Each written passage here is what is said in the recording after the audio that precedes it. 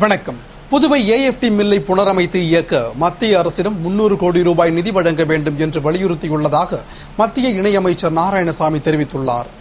மத்திய இணையமைச்சர் நாராயணசாமி செய்தியாளர்கள் சந்திப்பின் போது கூறுகையில், நாடாளுமன்ற பட்ஜெட் கூட்டத்தொடரில் அனைத்து கட்சிகளும் ஒருங்கிணைந்து அனைத்து பிரச்சனைகளுக்கும் பதில் தர வேண்டும் என்று கேட்டிருந்த நிலையில் பாரதிய ஜனதா கட்சி கூட்டத்தொடரை நடத்தவிடாமல் 15 நாட்கள் செயல்பாடுகளை முடக்கியது ஜனநாயகத்திற்கு விரோதமான செயல் என்றும், வரும் குளிர்கால கூட்டத்தொடரில் பல முக்கிய மசோதாக்களை நிறைவேற்ற உள்ளதால் அதனை சுமூகமாக நிறைவேற்ற அனைவரும் ஒத்துழைப்பு நல்க வேண்டும் என்று கேட்டுக்கொண்ட அவர், மேலும் காரைக்கால் மீனவர்கள் 26 பேரை சிறைபிடித்த இலங்கை அரசிடம் பெருமுயற்சி செய்து அவர்களை விடுவிக்க கோரியதால் நாளை அவர்களை விடுதலை செய்வார்கள்.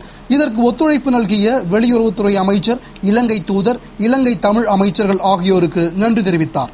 தொடர்ந்து காரைக்கால் விவசாயிகளுக்கு நிவாரணம் வழங்க மத்திய அரசிடம் 100 கோடி ரூபாய் இடைக்கால நிவாரணம் பெற கோரியுள்ளதாகவும், அதனை பெற மாநில அரசு சேதத்தை மதிப்பீடு செய்து அறிக்கையை மத்திய அரசுக்கு அனுப்ப வேண்டும் என்றார்.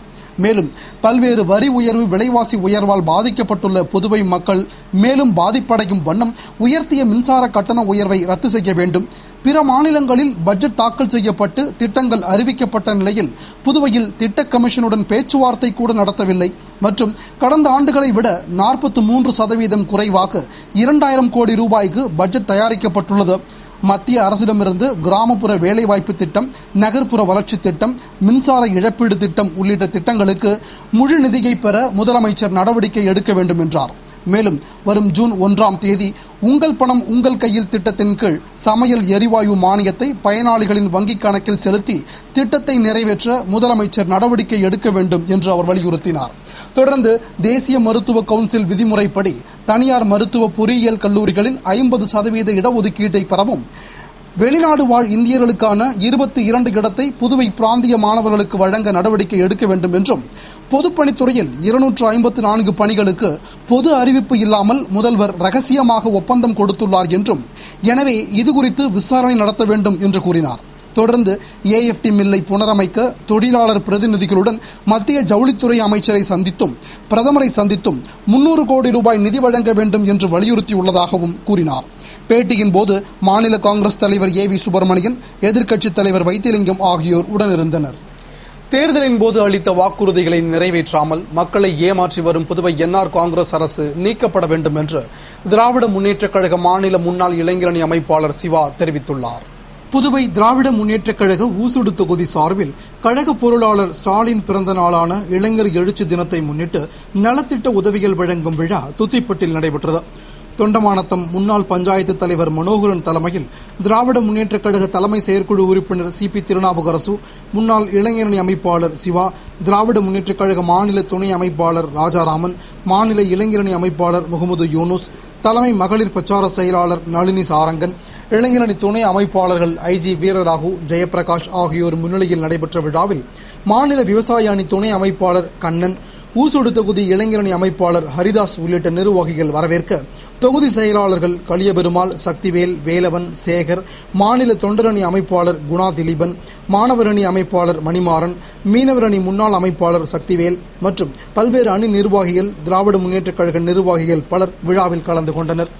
விழாவில் முன்னாள் இளைஞரணி அமைப்பாளர் சிவா பேசுகையில், புதுவையை ஆளும் என்ஆர் காங்கிரஸ் அரசு தேர்தலின் போது 35 கிலோ இலவச வெள்ளை அரிசி, வீட்டுக்கு ஒருவருக்கு அரசு வேலை, 2000 ரூபாய் முதியோர் உதவித்தொகை, வாஷிங் மிஷின் என ஏராளமான வாக்குறுதிகளை தாராளமாக அளித்து மக்களிடம் வாக்குகளை பெற்று ஆட்சிக்கு வந்த நிலையில் இதுவரை எதையும் நிறைவேற்றாமல் வாக்களித்த மக்களை ஏமாற்றி வருவதாக கூறினார்.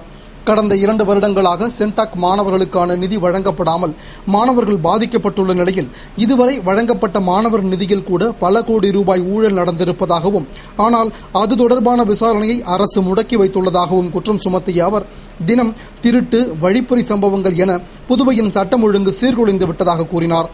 புதுவை அரசு புதியதாக யாருக்கும் வேலை வழங்காவிட்டாலும் யாருக்கும் பாதிப்பு ஏற்படாத நிலையில் பணியில் இருந்த 4500 ஊழியர்களை நீக்கியதால் இதுவரை 9 பேர் உயிரிழந்துள்ளதாகவும், பல ஊழியர்களின் குடும்பங்களில் நடைபெற இருந்த சுப நிகழ்ச்சிகள் ரத்து செய்யப்பட்டு கடுமையாக பாதிக்கப்பட்டுள்ளதாகவும், இவை அனைத்திற்கும் ஆளும் என்ஆர் காங்கிரஸ் அரசை பொறுப்பேற்க வேண்டும் என்றும் கூறிய அவர், நிதி பற்றாக்குறை உள்ளதாக கூறும் புதுவை அரசில் கடந்த 10 ஆண்டுகள் திரு ரங்கசாமியே முதலமைச்சராக இருந்துள்ளதால் அரசின் நிதி நிலைமைக்கு என்ன காரணமாக இருந்தாலும் அவருக்கும் அதில் முழு பங்கு உண்டு என்றார்.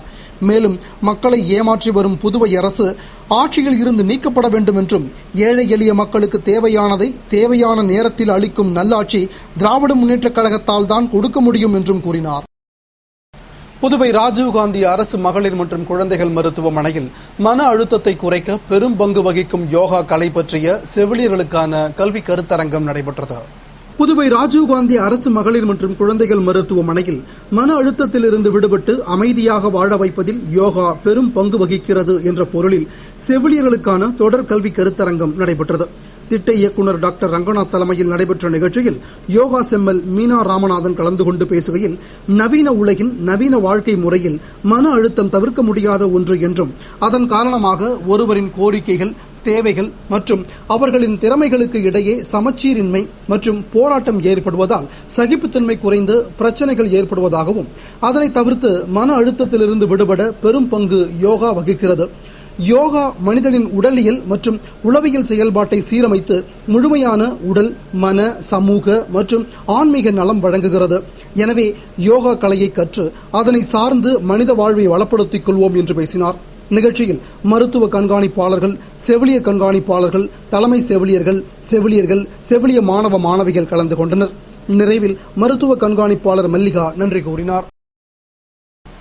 புதுவை முதலியார்பேட்டையில் நடந்த திராவிட முன்னேற்றக் கழக செயல் வீரர்கள் கூட்டத்தில் வரும் சட்டமன்ற தேர்தலில் திராவிட முன்னேற்றக் கழகம் ஆட்சி அமைக்க நிர்வாகிகள் செயலாற்ற வேண்டியது குறித்து மாநில அமைப்பாளர் MAS சுப்பிரமணியன் பேசினார். புதுவை திராவிட முன்னேற்றக் கழக செயல் வீரர்கள் கூட்டம் திராவிட முன்னேற்றக் கழக தலைமை அலுவலகமான கலைஞர் இல்லத்தில் தொகுதி செயலாளர் திராவிடமணி தலைமையில் மாநில பிரதிநிதி அருணாச்சலம் முன்னிலையில் நடைபெற்றது. கூட்டத்தில் சிறப்பு விருந்தினராக மாநில அமைப்பாளர் MAS சுப்பிரமணியன் கலந்து கொண்டு கட்சியின் வளர்ச்சி குறித்தும், வரும் சட்டமன்ற தேர்தலில் திராவிட முன்னேற்றக் கழகம் ஆட்சி அமைக்க நிர்வாகிகள் செயலாற்ற வேண்டியது குறித்தும் பேசினார். தொடர்ந்து தொழிலாளர் முன்னேற்ற சங்க துணைத் தலைவர் காயாரோகணம், இலக்கிய அணி புரவலர் கிருஷ்ணமூர்த்தி, மகளிர் அணி துணை அமைப்பாளர் அமுதாகுமார், மகளிர் தொண்டர் அணி சுசீலா, கலை இலக்கிய பேரவை துணை அமைப்பாளர் வள்ளி விஜயரங்கம், தொகுதி கழக ஐயப்பன் ஆகியோர் உரையாற்றிய கூட்டத்தில் வட்ட செயலாளர்கள் நடன சபாபதி, சிவக்குமார், சீனிவாசன், பார்த்திபன், சுப்பிரமணியன் உள்ளிட்ட பலர் கலந்து கொண்டு பேசினர். நிறைவில் பார்த்திபன் நன்றி கூறினார். புதுவை ரெட்டியார்பாளையம் தளபதி ஆட்டோ தொழிலாளர் நலச்சங்கம் சார்பில் நடைபெற்ற முப்பெரும் விழாவில் முன்னாள் இளைஞரணி அமைப்பாளர் சிவா சிறப்புரையாற்றினார். புதுவை ரெட்டியார்பாளையத்தில் அஜீஸ் நகர் தளபதி ஆட்டோ தொழிலாளர் நலச்சங்கம் சார்பில் ஆட்டோ சங்க பெயர் பலகை திறப்பு விழா, ஸ்டாலின் பிறந்தநாள் விழா, மரக்கன்று வழங்கும் ஆகிய முப்பெரும் விழா சங்க மாநில தலைவர் ஆட்டோ சங்கர் தலைமையில் இளைஞரணி துணை அமைப்பாளர் IG வீரராகு, உழவர்கரை தொகுதி இளைஞரணி அமைப்பாளர் கலிய கார்த்திகேயன் மற்றும் நிர்வாகிகள் முன்னிலையில் நடைபெற்றது. தலைமை பொதுக்குழு உறுப்பினர் தைரியநாதன் வரவேற்று பேசிய விழாவில் சிறப்பு விருந்தினராக கலந்து கொண்ட முன்னாள் இளைஞரணி அமைப்பாளர் சிவா சங்கக்கொடி ஏற்றி வைத்து ஆட்டோ சங்க பெயர் பலகையை திறந்து வைத்து பேசினார். இதையடுத்து மாநில துணை அமைப்பாளர் ராஜாராமன் வாழ்த்துரை வழங்கிட, இளைஞரணி அமைப்பாளர் முகமது யூனுஸ், இளைஞரணி துணை அமைப்பாளர் IG வீரராகு, தலைமை மகளிர் பிரச்சார செயலாளர் நளினி சாரங்கன், தொண்டரணி அமைப்பாளர் குணா திலீபன் ஆகியோர் ஆட்டோ சங்க உறுப்பினர்களுக்கு சீருடை வழங்கி சிறப்புரையாற்றினர் மற்றும் மரக்கன்றுகளை வழங்கினர். விழாவில் அனைத்து அணி அமைப்பாளர்கள், நிர்வாகிகள், செயற்குழு உறுப்பினர்கள், கிளை நிர்வாகிகள், ஆட்டோ தொழிலாளர் நல சங்கத்தினர் என ஏராளமானோர் கலந்து கொண்டனர். நிறைவில் கிளை தலைவர் குமரேசன் நன்றி கூறினார். புதுவை திருபுவனை சின்னப்பேட்டில் கழிவுநீர் வாய்க்காலில் அடைப்பு ஏற்பட்டு நீர் தேங்கி நிற்பதால் நோய் பரவும் அபாயம் உருவாகியுள்ளது. எனவே அதனை சீரமைக்க வேண்டும் என்று அப்பகுதி மக்கள் கோரிக்கை விடுத்துள்ளனர். புதுவை திருபுவனை தொகுதிக்குட்பட்ட திருபுவனை இந்திரா நகர் பகுதியில் கழிவுநீர் வாய்க்காலில் தூர்வாரப்படாமல் அடைப்பு ஏற்பட்டு கழிவுநீர் தேங்கி நிற்கிறது. இதனால் இந்திரா நகர் பகுதியில் இருந்து நெடுஞ்சாலை வழியாக திருவாண்டார்கோவில் செல்லும் கழிவுநீர் சின்னப்பேட் சுடுகாடு பகுதியில் தேங்கி நிற்கிறது. இதனால் சுடுகாட்டில் சடலத்தை எரிக்க முடியாமல் அப்பகுதி மக்கள் அவதி அடைகின்றனர். மேலும் சுகாதார சீர்கேட்டினால் துர்நாற்றம் வீசுவதால் டெங்கு, மலேரியா போன்ற நோய் ஏற்படும் அபாயமும் ஏற்பட்டுள்ளது. எனவே இந்திரா நகர் பகுதி கழிவுநீர் வாய்க்காலில் தூர்வாரி சின்னப்பேட் சுடுகாட்டில் சடலங்களை எரிக்க சம்பந்தப்பட்ட அதிகாரிகள் உரிய நடவடிக்கை எடுக்க வேண்டும் என்றும், நோய் பரவும் அபாயத்திலிருந்து பொதுமக்களை காத்திட வேண்டும் என்றும் அப்பகுதி மக்கள் கோரிக்கை விடுத்துள்ளனர். புதுவை ஜிப்மர் வளாகத்தில் மருத்துவர்களை தாக்கியது கல்லூரி மாணவர்களாக இருக்கலாம் என்ற சந்தேகத்தில் 50 பேரிடம் விசாரணை நடத்திய போலீசார் அடுத்த கட்ட நடவடிக்கையில் ஈடுபட்டுள்ளனர். புதுவை ஜிப்மரில் கடந்த 15ஆம் தேதி ஸ்ரீதர் என்ற மருத்துவரை மருத்துவமனை வளாகத்தில் ஏற்பட்ட தகராறில் 2 வாலிபர்கள் தாக்கி மிரட்டிவிட்டு ஓடிவிட்டனர். இதனால் மருத்துவரை தாக்கிய வாலிபர்களை கைது செய்ய கோரி 2 தினங்களுக்கு முன்பு மருத்துவர்கள் வேலைநிறுத்த போராட்டத்தில் ஈடுபட்டனர். இதனால் நோயாளிகள் அவதிக்குள்ளானார்கள். எனவே ஜிப்மரில் டாக்டர் மற்றும் ஊழியர்கள் மீதான தாக்குதலை கண்காணிக்கவும், 2 சக்கர வாகன திருட்டை தடுக்கும் பொருட்டும் ஜிப்மர் வளாகத்தில் 106 இடங்களில் கண்காணிப்பு கேமராக்கள் தற்போது பொருத்தப்பட்டு வருகிறது. இதனிடையே மருத்துவர் தாக்கப்பட்ட வழக்கில் குற்றவாளிகளை அடையாளம் காணும் நடவடிக்கையில் ஈடுபட்ட போலீசார் இது தொடர்பாக 50 பேரிடம் ஒரே நாளில் விசாரணை நடத்தினர். ஆனால் அவர்களை அடையாளம் காட்ட அழைத்து வரப்பட்ட மருத்துவர் இவர்களில் யாரும் தன்னை தாக்கவில்லை என்று கூறியதால் மருத்துவரை தாக்கியது கல்லூரி மாணவர்களாக இருக்கலாம் என்ற சந்தேகம் போலீசாருக்கு எழுந்ததை அடுத்து அடுத்த கட்ட நடவடிக்கையில் ஈடுபட்டுள்ளனர். புதுவையின் முதல் சட்டமன்ற பொன்விழாவை பிரெஞ்சு கலாச்சாரத்துடன் எழுச்சியுடன் நடத்த வேண்டும் என்று பிரெஞ்சு இந்திய விடுதலை கால மக்கள் நல நற்பணி இயக்கம் வலியுறுத்தியுள்ளது.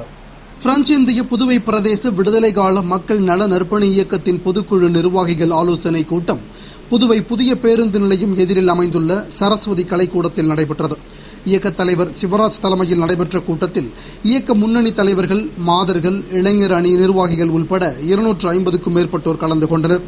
கூட்டத்தில் டெல்லி சென்ற தியாக மறவர்களிடம் பிரெஞ்சு குடியுரிமை இழந்த மக்கள் நலவாழ்வு பெற்றிட தியாகி பென்ஷன் திட்டம் அறிவிக்கப்படும் என்றும், புதுவையின் 3 பஞ்சாலைகளை மீண்டும் இயக்க மத்திய அரசால் நடவடிக்கை எடுக்கப்படும் என்றும், புதுவை துறைமுகம் தேசிய அளவில் வர்த்தக தளமாக மாற்றப்படும் என்று உறுதியளித்த காங்கிரஸ் தலைவர் சோனியா காந்தியை பாராட்டி தீர்மானம் நிறைவேற்றப்பட்டது. மேலும் புதுவை முதல்வர் ரங்கசாமி தலைமையில் வரும் ஜூலை 1ஆம் தேதி பிரெஞ்சு கலாச்சாரத்துடன் புதுவையின் முதல் சட்டமன்ற பொன்விழா எழுச்சியுடன் நடத்தப்பட வேண்டும். ஜூலை 1ஆம் தேதியை ஆண்டுதோறும் அரசு விடுமுறை தினமாக அறிவிக்கப்பட வேண்டும். தியாகி பென்ஷனுக்கான 2வது பட்டியலை காங்கிரஸ் தலைவியிடம் வழங்க மீண்டும் டெல்லி செல்வது என்று தீர்மானிக்கப்பட்டது. இத்துடன் செய்திகள் நிறைவடைந்தன. வணக்கம்.